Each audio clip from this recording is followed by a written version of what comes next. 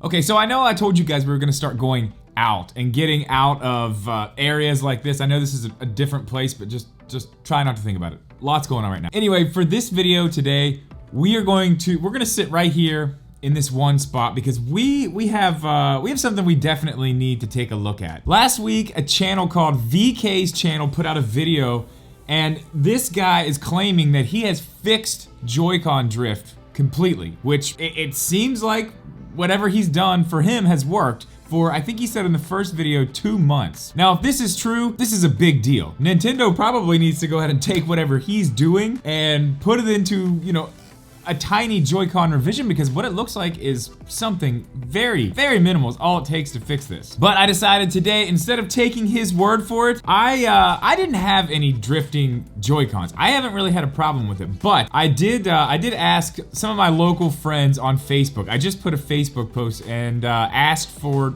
drifting Joy-Cons. I said I would try to fix them and give them back, and I did have a few takers. I picked up this set of Joy-Cons right here. Obviously, this one is drifting a little bit worse than this one, but they both are drifting. I'm gonna try to show you that here right now, but I've got a bunch of stuff here we're gonna try. I've got card, like he said. He said use 1 millimeter thick card, but I also have electrical tape. I think this might actually be the way to go, because not only can you layer it on top of itself to get the exact thickness that you need, it's also, I mean, I know there's nothing going on in there where the paper is going to get hot or catch fire, but I mean, this is made to go in things like this. So I think this might be the way that we go. I'm gonna try the card. I have the paper from my Loftwing amiibo, looking real good there. But this may work too, because we can actually peel layers of this off and make it a little bit thicker or a little bit less thick if we need to. I also have a set of extra sticks, so if I totally screw his sticks up, I'm gonna go ahead and just replace him with these blue ones. I'll give him his old ones. If he wants to put the black caps back on there, he can.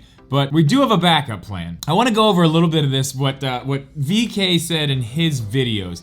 Now, he's saying the reason that this Joy-Con drift happens is not actually the pads on the insides wearing out, which is what I thought it was. I guess that's not what it is. I guess it's more of the pressure of pushing the stick and this metal piece right here, actually wearing down over time, so it can't even touch the pad underneath. That's the actual issue. So his fix is to put paper right here, just a little bit, just enough to push it back down. So let me get these Joy-Cons here. I'm gonna get one going here to show you that it's drifting. I definitely just got done testing these. They drift pretty bad.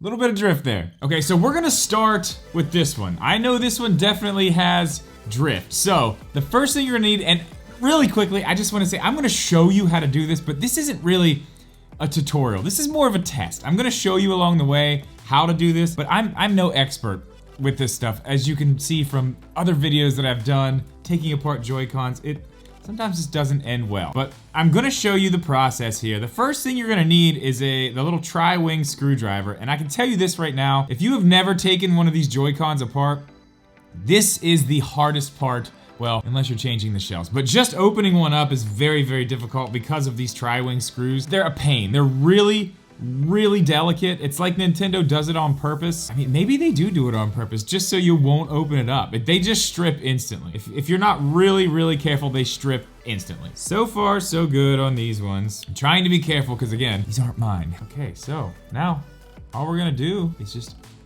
open this bad boy up. We are going to unplug the battery, pull the battery out. Okay, so now you want to switch to a regular screwdriver. Those are the only screws you need the tri-wing for. Now, I'm pretty sure there's only 3 screws here that you need to take out from this point. One on the bottom, and then one kind of in the middle on the top there, and then in the middle section of the 4 on the bottom part, kind of diagonal from each other. That should be it. Okay, so at this point, we can see the back. Oh yeah, I feel like I can already see where it's like bulged out, like pushed out a little bit. Okay, so like I said, I think we're gonna go with the electrical tape.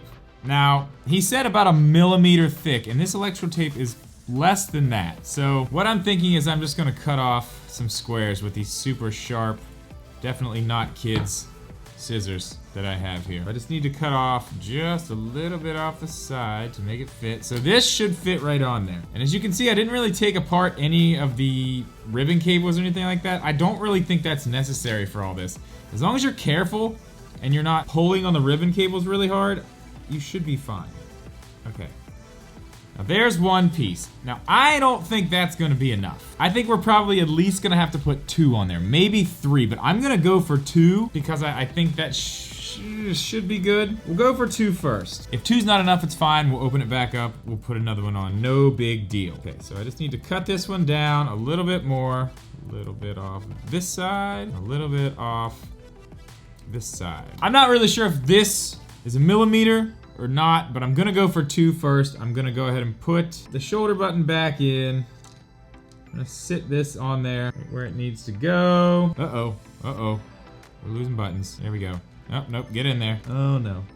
Okay. Definitely not having issues, everything's fine. All right, we'll go ahead and pop these screws back in here really quick. Again, you just wanna be really careful with the screws. Make sure you're putting the right ones back in the right place, using the right screwdriver. You know what, I don't know. Before I put this together, I'm thinking maybe it would be smart to go ahead and just put a 3rd piece. I don't think it's gonna be too much that it's gonna mess it up because he does say that you should not put too much because it'll cause the Joy-Cons to actually bubble out, and that's not good for the sticks either. I don't think 3 pieces is gonna do that though. So we're gonna go ahead and put another one in now because I feel like if this is going to work, 3rd piece is going to be necessary. Who knows, we may need a 4th. All right, so now we need to hook up the battery, and of course I have no tweezers. If you're gonna do this, make sure you have tweezers because man, it is not fun to work on these things without tweezers, especially if you're trying to unhook everything and like replace the shells or something like that. It's almost impossible.